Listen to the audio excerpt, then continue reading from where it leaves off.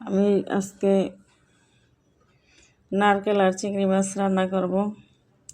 আসসালামু আলাইকুম আমার প্রিয় আপু ভাইয়ারা, সবাই কেমন আছেন? আশা করি ভালো আছেন। আলহামদুলিল্লাহ আমিও ভালো আছি। যে আমি মাছগুলো নিয়ে নিলাম, লবণ মরিচ হলুদ মেখে আমি দিয়ে দিলাম একটা প্যান বসে। প্যানের ভিতরে তেল দিয়ে আমি মাছগুলো ভেজে নিব।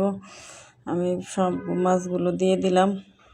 আর যদি আমার ভিডিওটা ভালো লেগে থাকে তাহলে আমাকে একটা লাইক কমেন্ট শেয়ার করে সবাই পাশে থাকবেন।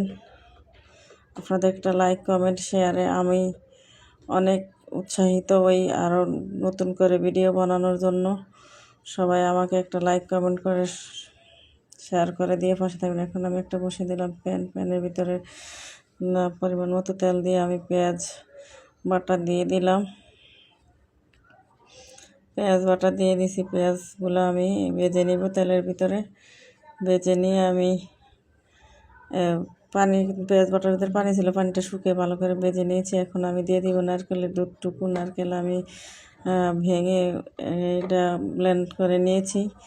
ব্লেন্ড করে নিয়ে আমি সেই নারকেলের দুধটা দিয়ে আমি মাছটা রান্না করব। আর নারকেলটা কিছুক্ষণ কষায় আমি দিয়ে দিলাম লবণ, দিয়ে দিলাম হলুদ গুঁড়ো, আর দিয়ে দিব মরিচের গুঁড়া। মরিচের গুঁড়াটা একটু কম দিব, আমি যেহেতু কাঁচামরিচ ব্যবহার করবো এখানে। আমি দিয়ে দিলাম জিরা গুঁড়া। আর এখানে আমি এলাচ, দারুচিনি, তেজপাতা সেগুলো আমি দিয়ে দিছি। দিয়ে দেওয়ার পরে আমি এটা ভালো করে কষিয়ে নিব। আর দিয়ে দিলাম আমি পানি, ঠান্ডা পানি দিয়ে দিছি। আর এখন দিয়ে দিব আমি পরিমাণ মতো পানি দিয়ে দিলাম। পানি দিয়ে আমি তরকারিটা সিদ্ধ করে নেব পানিটা দিয়ে ভালো করে। আর এখন আমি মাছগুলো দিয়ে দিব। মাছগুলো দিয়ে আমি রান্না করে নিব। আমি মাছের যে সাথে তেলটাও আমি দিয়ে দিব একসাথে মিশিয়ে।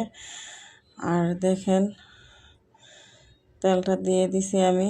আর এখন দিয়ে দিব আমি কাঁচামরিচ। আমার তরকারিটা প্রায় হয়ে এসেছে, দেখেন কালারটা কত সুন্দর আসছে।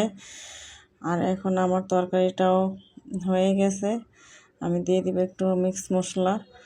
আর এখন আমি একটু ভালো করে নেড়ে চেড়ে আমি তরকারিটা উঠিয়ে নিব।